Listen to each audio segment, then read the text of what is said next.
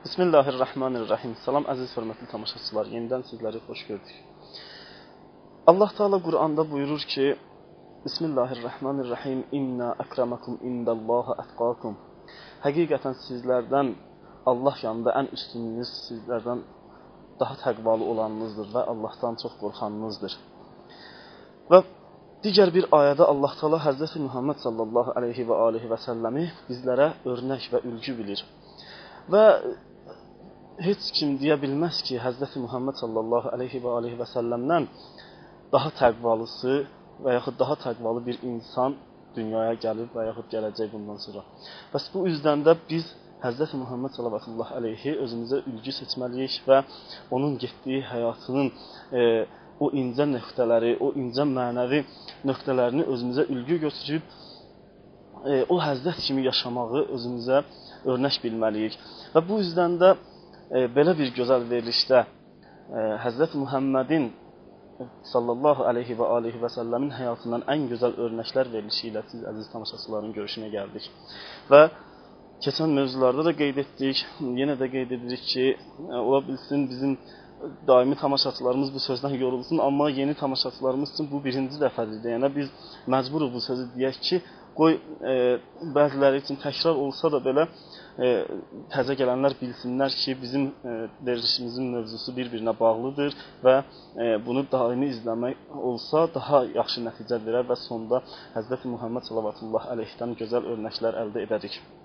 Və həmişə olduğu kimi verilişimizin qonağı Cənab Hüccətülislam və Müslimin Abdullah müəllimdir ki, ilk öncə onu salamlayırıq və verilişimizə davam edirik. Salam Abdullah müəllim, xoş gəlmisiniz, buyurun. Mən də eyni zamanda sizi və bugünkü gündə verilişimizi izləyən bütün dünyada olan Azərbaycan xalqını öz növbəmdə salamlayıram. Çox sağ olun Abdullah müəllim. Abdullah müəllim, güman edirəm bugünkü verilişimiz gözəl mənəvi nöqtələr çoxdur deyənə daha istəmirəm bugün hədis deyəsiniz əziz tamaşaçılarımıza. Ona görə birbaşa keçirik mövzumuza və ilk olaraq sualımızı sizə bildirmək istəyirəm. Axı keçən verilişdə də Həzrət Muhammed sallallahu əleyhin Həzrət Xədicə ilə tanış olması barəsində söhbət etdiniz əziz tamaşaçılarımızla.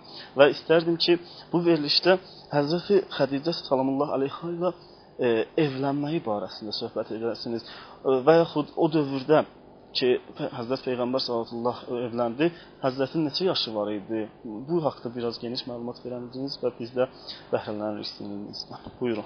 Bismillahirrahmanirrahim. Elhamdülillahi Rabbil alemin. Vessalatu vesselamu ala seyyidina Muhammed sallallahu aleyhi və alihi və səlləm. Allah Taala'na and verirəm öz əzəmətinə və hörmətli Peyğəmbərinə və əhl-i beytinin izzətinə bizi həqiqi bu dünyanın saadətini bizə qismət eləsin və eyni zamanda axirətdə bu saadətin sayəsində gözəl yaşayış qismət eləsin öz birliyi xatirinə. Bəli, keçən verilişimizdə qeyd etdik ki, Həzrəti Xədicənin Həzrəti Peyğəmbər sallallahu əleyhi və səlləmlə necə tanış olması barəsində sözümüzü bunları vurğuladıq ki, sözümüzdə ki, onların arasında yaranan rabitə birinci ticarətdən başladı.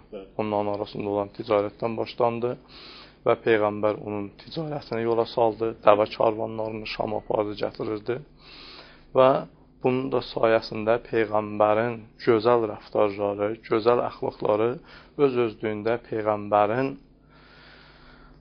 Həzrəti Xədicənin Peyğəmbərin haqqında eşitdiklərini daha doğrusu əmələ çevirdi, zahirdə göründürdü. Daha düz olmazmı? Təsir qoydu bir növ. Elə bir həddən artıq təsir qoydu.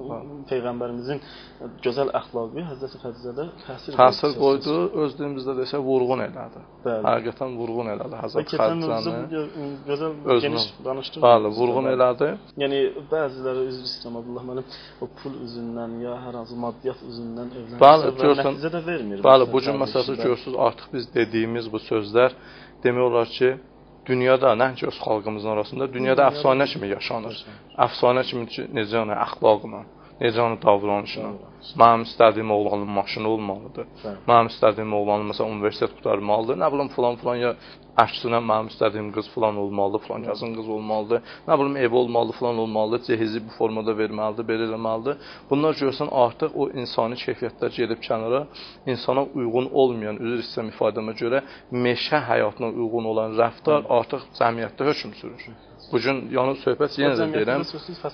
Bəli, bu Azərbaycan xalqından söhbət etdim. Bütün dünyada belədir. Hələ bizim xalqımızda yenə də nə qədər olsa bir həddə riayət olunur, gözlənilir və əxlaq normaları.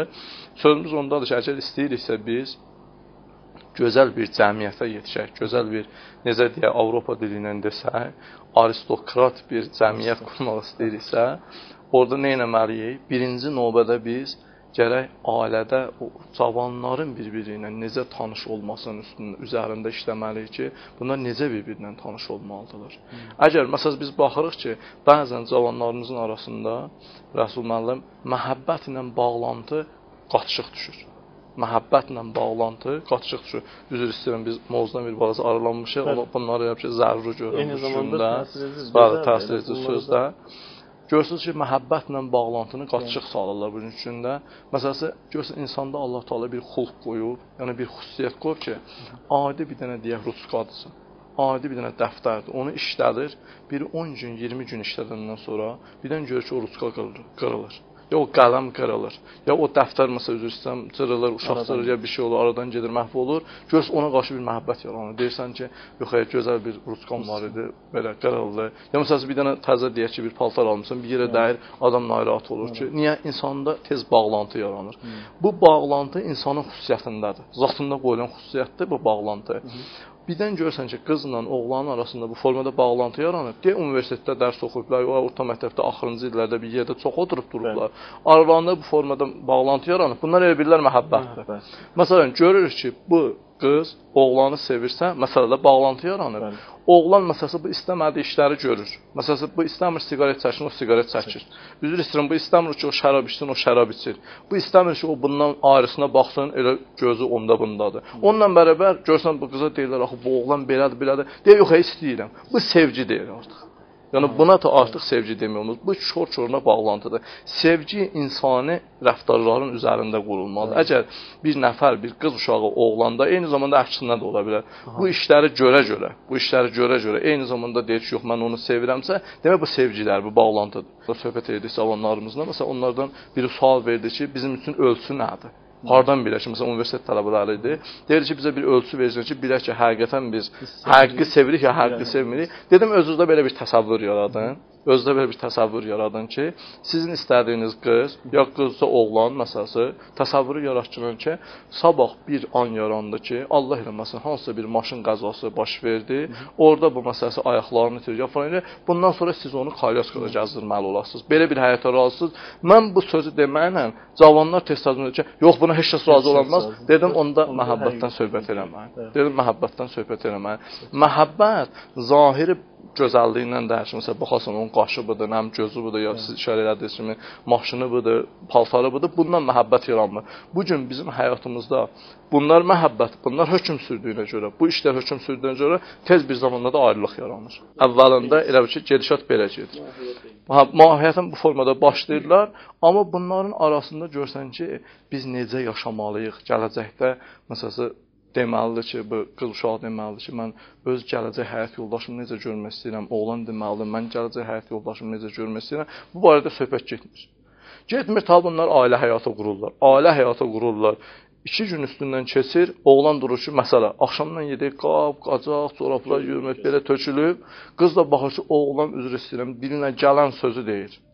Nə istəyir, deyir, 3 gündən sonra bunlar ayrılırlar. Sonra hamı deyir ki, vallah bunlara cadu elədi. Biri qaçır o mollanın yanına, nə bileyim, biri qaçır bu mollanın.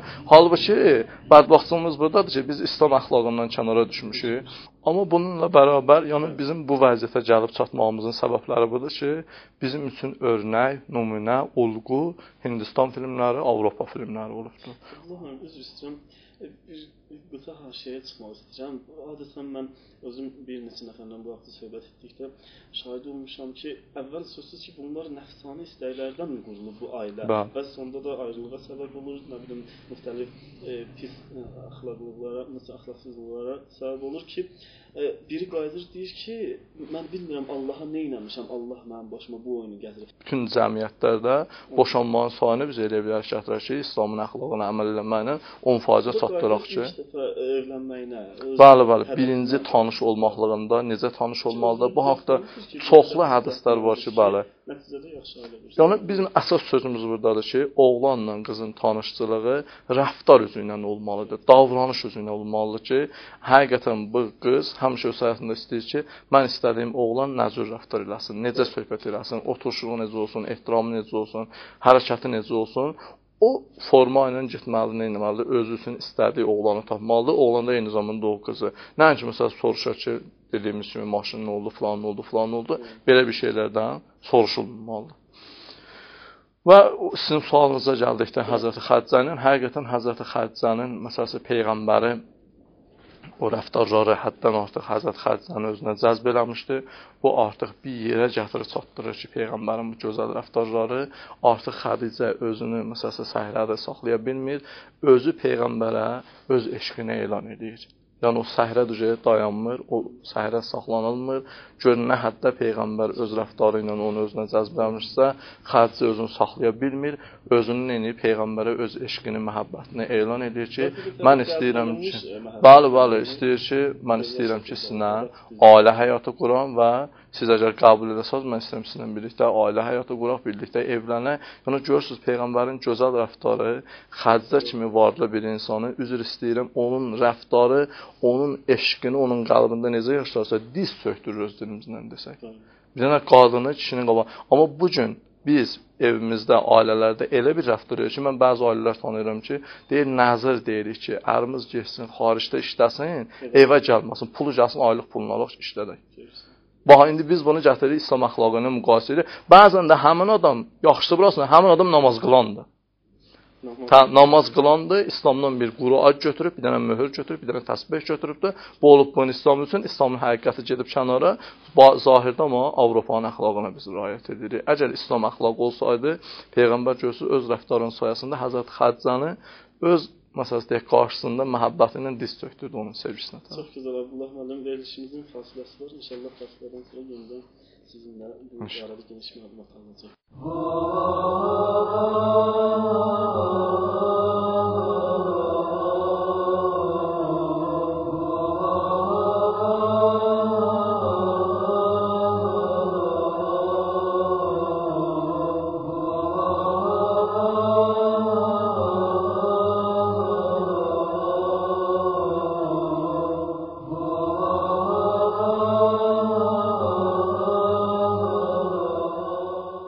Bəli, tarixdə təqribən bir neçə dənə nəzəriyyə var. Bəziləri deyir ki, həqiqətən Həzrət Xədicə Peyğəmbərdən qabaq 2 nəfərlə ailə həyatı qurmuşdu. Yəni biri ilə ailə həyatı qurmuşdu. Sonra o dünyadan gedəndən sonra bir müddət keçəndən sonra ikinci bir insanla ailə həyatı qurmuşdu. O da dünyadan getmişdi. Sonra neçə müddətlərdir ki, ailəsi olmamışdı. Sonra Həzrəti Peyğəmbərlə ailə həyatı qurmuşdu. Amma ikinci nəzəriyyə eyni nəzəriyyənin əksidir. Onlar deyir ki, Həzrət Xədicə heç kəslə ailə həyatı qurmayıb. Birinci həyatda odur. Onların da özləri üçün dəlilləri var. Yəni özləri üçün dəlillər deyilir, tarixçilər kimi nəzəriyyəni deyirlər. Onların təqribən dəlilləri bunun üzərində qurulur ki, bu sözün üstündədir ki, deyirlər, əgər Həzrəti Xədicə Fatimə Zəhra xanımın anasıdırsa və Fatimə Zəhra xanımdan 11 dənə imam dünyaya gəlirsə, demək olar ki, bütün bəşəriyyətin hidayətçisi Allahın nurlarıdırlarsa, bu ola bilməz ki, Peyğəmbərdən qabaq 2 nəfər, deyək ki, İslam dinində olmayan müsəlmanla, qeyri-müsəlmanla, yəni İslam dinində olmayan müsəlmanla gəlsin. Bunları, məsələn, bunu bu formada qəbul edirlər. Amma çoxları da buna görə də deyirlər ki, Həzrət Xədicə heç kəslə ailə həyatı qurmamışdı. Amma məsələsi çoxları da buna rədd edir ki, yəni onun ailə həyatının qurmasının, yəni heç bir mane görmürlər. Burada bir problemin yaşanmasını görmürlər. Deyirlər heç bir fərqi yoxdur ki, məsələn, onunla ailə həyatı qurmuş olsun Peyğəmbərdən qabaq, ya qurmamış olsun. Və eyni zamanda Xədicə elə bir möhtərəm qadın idi ki, öz zamanında Rəsul müəllim onu Tahirə kimi tanıyırdılar. Belə bir vəziyyətdə, belə bir şəraitdə, hətta məsələsi nəzər deyim, heç bir hicabı olmayan halətdə Məkkəni təvaf edirdilər. Qadınların heç bir geyimi olmayan halətdə, heç bir örtüyü olmayan halətdə Məkkəni təvaf edirdilər. Belə bir şəraitdə, belə bir fəsadın tuğyan elədiyi, sel kimi axdığı zamanda Həzrət Xədicə Tahirə adı ilə tanınır. Yəni bunun özü həqiqətən böyük bir şeydir ki, Həzrət Xədicə ki, məsələn, gəlir Əhl-i Beytin nənəsi sayılır deyək. Bunun özü məsələn mühüm bir məsələdir. Əsaslı yəni zəruri məsələlərdən biridir ki, Həzrət Xədicə çox pak, namuslu bir qadın olur ki, və peyğəmbərə elçiliyə gəlir və peyğəmbərə elçiliyə gələndə peyğəmbər birinci deyir ki, mən gedim. Bildiyiniz kimi biz qeyd etdik ki, onun artıq nə atası həyatdaydı, nə anası, nə babası, əmisi Əbu Talibin sərpərəstliyində böyüyürdü, onun başçılığında böyüyürdü. Deyir, mən gəlib əmimdən icazə almalıyam. Öz əmimdən icazə almalıyam. Burada da biz məsələn cavanlarımıza tövsiyə edirik ki, məsələn öz başlarına iş tutmasınlar. Hə, biz elə həqiqətən bəli, mən bir dənə qızı istədim, gördüm, məsələn gözəl idi, zahiri ya falan belə. Ha yox, atam kimdir burada, anam kimdir? Düzdür, İslamın da nəzəriyyəsində, məsələn rəvayətlərimizdə vardı ki, İmam Sadiq əleyhissalamdan bir oğlan soruşur ki, mən bu formada, yəni Allah istəyən bir qız istəyirəm, burada mənim nəzərimdir, ya valideynlərim, İmam Sadiq əleyhissalam deyir ki, öz nəzərimdir. Niyə? Ona görə ki, Allah Taala'nın sevdiyi bir məsələn insanı istəyir burada.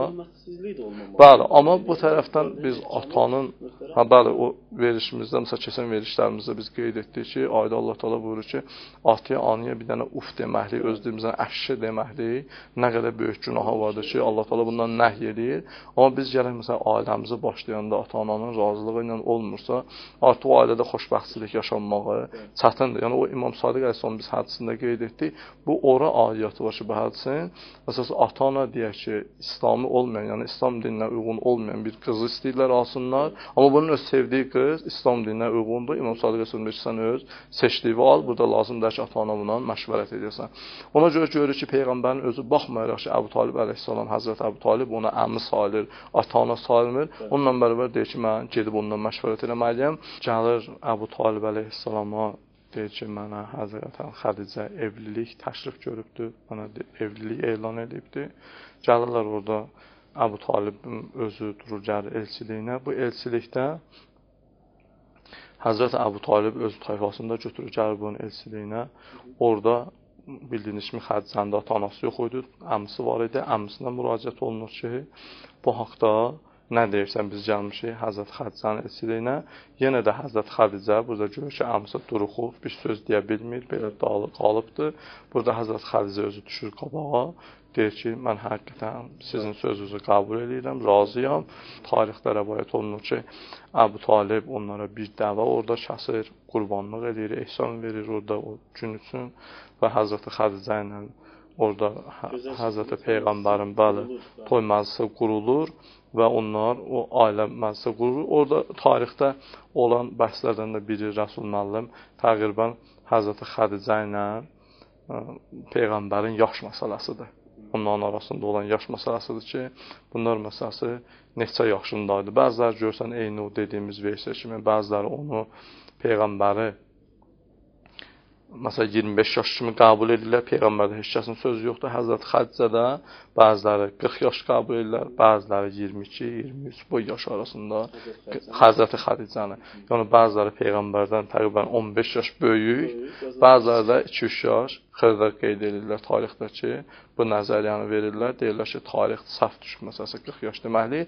Yenə də bu yəni 40 yaşdır. Yenə də dediyimiz kimi bu məsələyə yoxdur, bir narahatçılıq gətirmir və mən istəyərdim ki, Rəsul müəllim burada əsas biz ailə mövzularına işarə edirik ki, həqiqətən bu Həzrət Xədicə ilə Peyğəmbərin ailə həyatı qurmasında təqribən bu formada bunlar ailələrin qururlar. Məsələn, siz müqayisə eləyin Rəsul müəllim, biz bu gün internetə baxanda, təqribən 2 il bundan qabaqdır, biz internetə baxanda görürük ki, dünyada özdə ələlxüsuslu Avropa dövlətlərində, məsələn, necə deyək, sibil dövlətlərdə, tərəqqi eləmiş dövlətlərdə, onlardan biri məsələn Almaniyadır. Hər il 350-yə yaxın, 360-a yaxın insanlar müsəlmançılıq qəbul edir.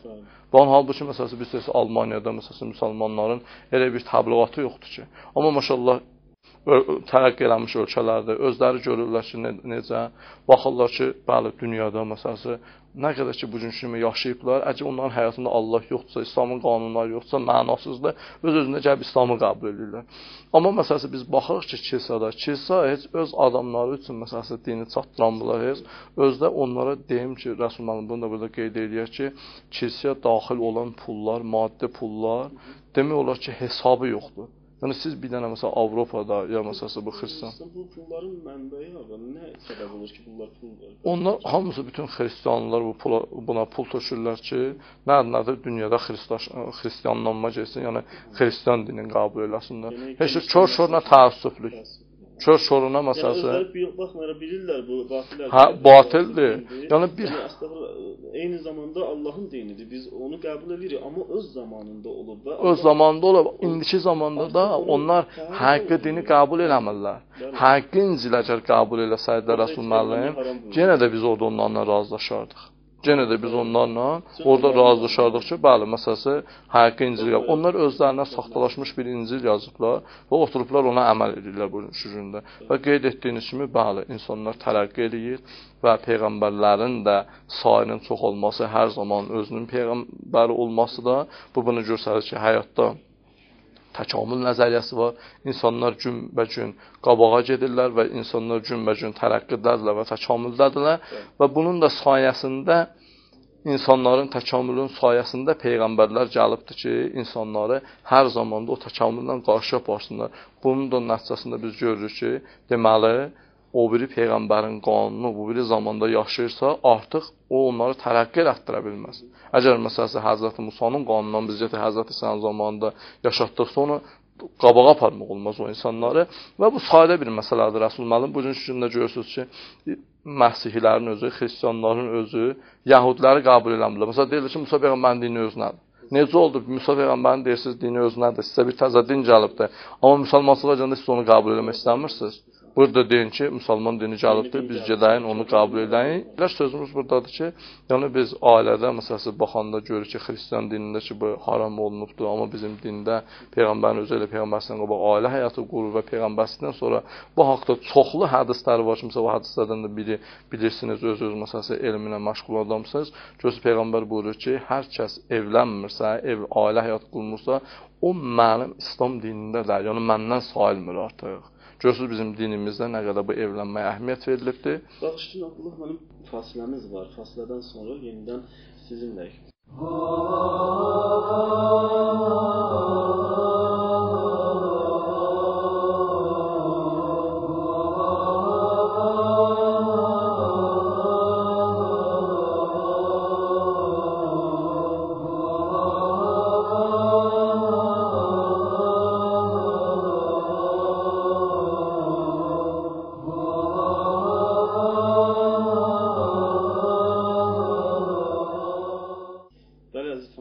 Verilişimizin fasiləsi sona yetdi və verilişimizin mövzusu Həzrət Peyğəmbərimiz sallallahu aleyhi və aleyhi və səlləmin Həzrət Xədicə salamullah aleyha ilə evlənməsidir və verilişimizin də qonağı Həzrət Hüccətül İslam və Müslimin cənab Abdullah müəllimdir. Buyurun Abdullah müəllim, verilişimizi davam edir. Bəli. Söhbət elədik ki, yəni qeyd etdik ki, Rəsul müəllim bu həqiqətən evlənmək bəhsi İslam dininin bəşəriyyətə verdiyi bir nurani bir məsələdir. İnsanları həqiqətən gözəlliyə tərəf hidayət edən bir məsələdir. Qeyd etdik ki, xristianlar bu gün bunun qabağını almaqla, hətta özünüzdə son zaman şahid olmusunuz, tamaşaçılarımız da verilişdə də baxırlar ki, kilsələrdə olan rüsvayçılıqlar, kilsələrdə olan biabırçılıqlar, mən istəmirəm, özür istəyirəm, açıq formada deyəm, tamaşaçılarımız bilir nə demək istəyirəm. O keşişlər tərəfindən ki, evlənməyə haram edən keşişlər tərəfindən bu arada film də çəkilmişdir. Bəli, necə bir biabırçılıqlar yaradıblar.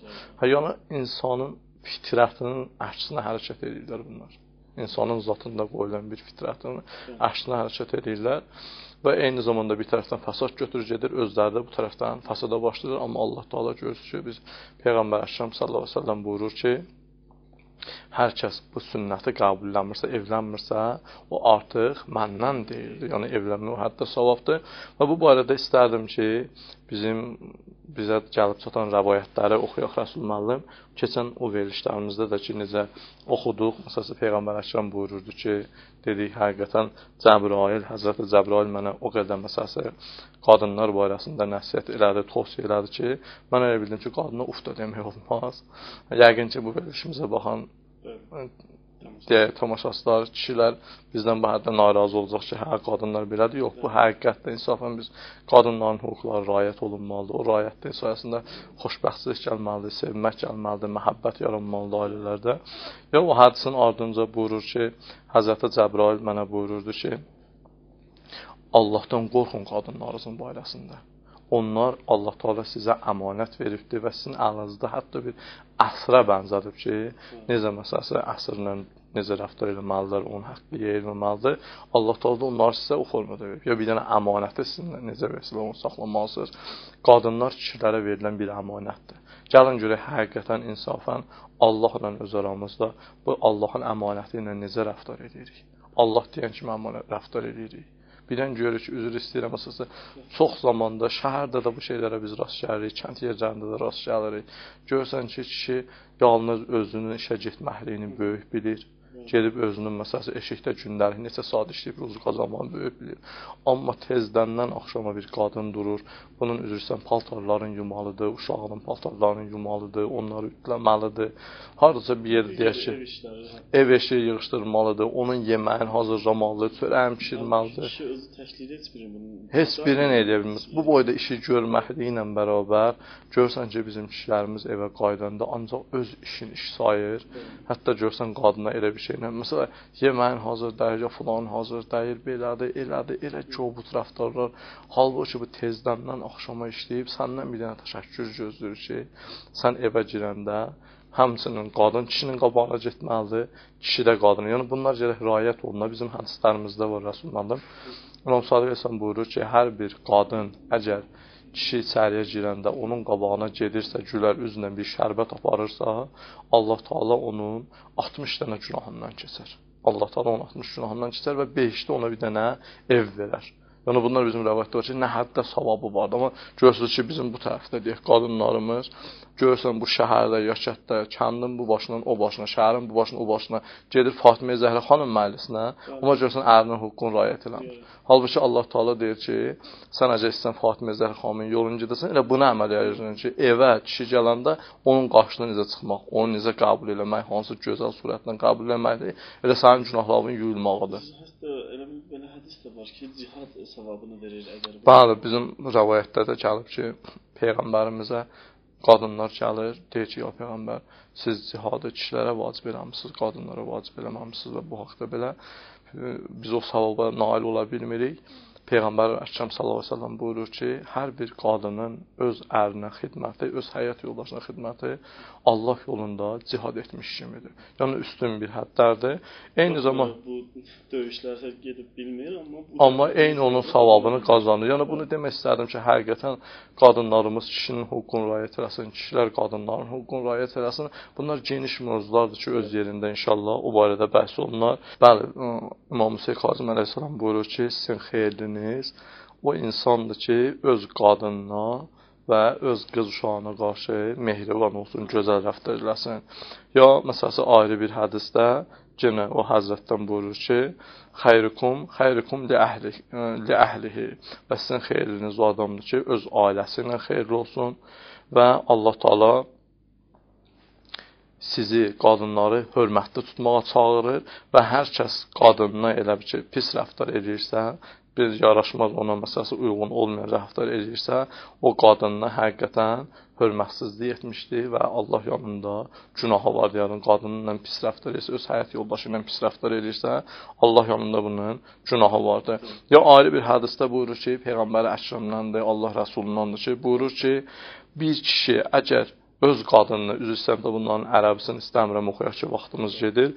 Buyurur ki, əgər bir kişi öz qadınını əziyyət eləsə və ona zülm eləyə, ta o qadın ondan razı olmayınca, həyat yoldaşı ondan razı olmayınca, Allah Taala onun namazını və yaxşı əməllərini ondan qəbul eləməz. Fikrinizə gətirin, bəli, deyir, əgər bir qadını ondan narazıdırsa, yəni qadını əziyyət edibdir, boş şeylər. Bu qədər mühümdür ki, deyir, eyni zamanda ailəyə dəyər verir, ailədən. Tabii, insafən bu hədislərə biz diqqət edəndə, Rəsulullah çoxlu bəzi deyim, bizim ziyalılarımız görsün deyir ki, İslamda nə bilim qadına hörmət yoxdur, filandır, zahirdə bir hicab özləri üçün bayraq edirlər. Halbuki Allah Taala əgər örtüyü qadın üçün qoymuşdursa, orada minlərlə faydası var ki, biz bəşər aciz onların faydalarını aşmaqlıqdan. Yəni biz sadəcə onun bir qısa belə üzr istəyirəm, yəni çox az bir hissəsini mən istəyə bilmişik ki, bunun hansı faydaları vardı.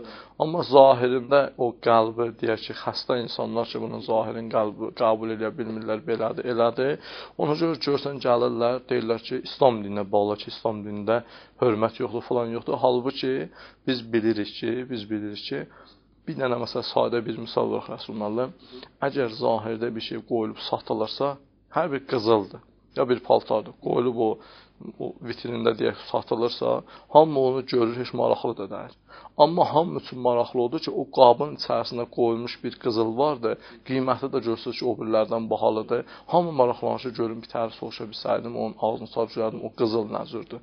Görsünüz, həmişə o örtülü şey qiymətli sayılır. Həmişə belədir. Görsünüz, əlində biri bir meyvə aparır, hamı belə baxsa, məsələn, alma alıb. Ya deyək, məsələn, qarpız alıbdır. Amma görsünüz, onu örtülü surətdə olanda, hətta görsən ki, o adam maraqlanmaq istəyir, bəzi sınırlar var, görsünüz, bu şeydə özünü saxlaya bilmir. Onun yanına düşür, evinə gəlir bir bəhanəylə. Siz baxsın, görsün ki, məsələn, o evinə nə alıb gətiribdir. Görsünüz, örtülü şey həmişə qiymətlidir. Onun ardınca gedirlər də. Amma örtüsüz şey, açıq bir şeyin həqiqətən Allah yanında özünüz də görsünüz ki, öz aramızda da qiyməti yoxdur. Ona görə Allah Taala qadına hicab verməyini onu qiymətləndirmişdir. Düzdür, çoxları bunu düzgün başa düşə bilmir. Ona görə ki, İslamın həqiqətindən xəbəri yoxdur.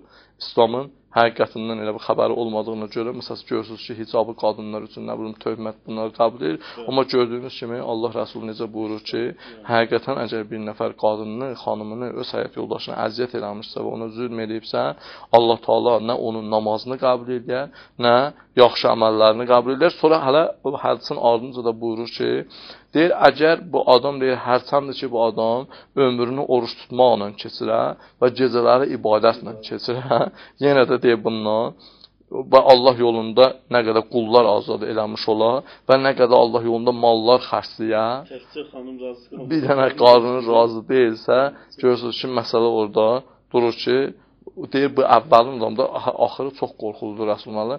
Buyurur ki, əgər bir nəfər qadını bu formada əziyyət etsə və zülm edirsə, eyni zamanda bu boyda əməli olarsa, günüzləri oruçdur, gecələri ibadət edir, Allah yolunda deyir, öz əmvalını paylayır, Allah yolunda qullar azad eləyir. Onunla bərabər buyurur ki, bu adam əvvəlin adamdır ki, cəhənnəmə gedəcəkdir. Birinci adam bu adam. Cəhənnəmə gedənlərin içində birinci adamdır ki... Baxanda görürük, İslam nəinki qadını tənəzzülə uğradır, əksinə biraz da... Qadını elə bir hörmət qoyub ki, Allah razı olsun. Mən inanmıram ki, hansısa bir, deyək ki, biz qurumda, hansısa bir, deyək, partiyada belə bir hörməti qadın üçün tapa bilərik. Ömür boyu biz bu şeyi... Amma əksinə baxanda, üzr istəyirəm, bu çox mühüm məsələdir. Çünki artıq qərb ölkələri və yaxud Avropa ölkələri İslama üst tutub deyir ki, hey, qadına zülm edirlər, qadını azadlıqdan məhrum ediblər. Amma baxanda görsən ki, özləri adicə bir, belə deyək, çox üzr istəyirəm, bir, əgər şampunu üzr istəyirəm və yaxud hər hansı bir kibriti əgər reklam eləmək istəyirsə, qazını verir qabağa. Görürük ki, onların xanımları adicə bir kibrit qutusunu reklam etmək üçün verirlər televiziyaya və yaxud ictimai buraxırlar. Və onu bildirir ki, bunların qadınlarının dəyəri, yəni bunların qadına verdiyi dəyər bir kibrit qutusu qədərdir, kibrit qiyməti qədərdir. Bəs bunlar özləri xanımlara zülm edir, nəinki İslam? Çox gözəl nöqtə işarə elədiniz, Rəsul müəllim. Yəni, bunlar adi bir sayda əşyanı reklam etmək üçün qadından istifadə edir. Yəni, qadın bu əşyadan da aşağıdır. Bu əşyanı reklam eləmək vasitəsidir. Hətta o qadından da, qadın üzr istəyirəm, o reklam olunan əşyalardan da aşağıdır. Allah razı olsun, çox gözəl nöqtədir. Buyurun.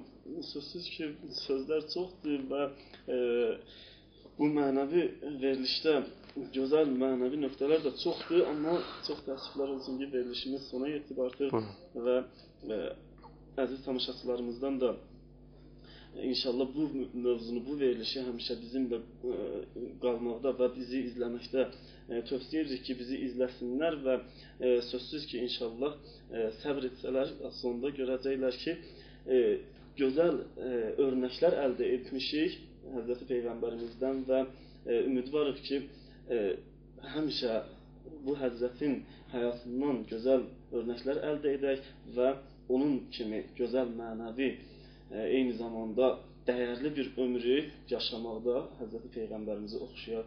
Sizləri Allaha tapşırırıq və Allah amanında qalın. Çox sağ olun.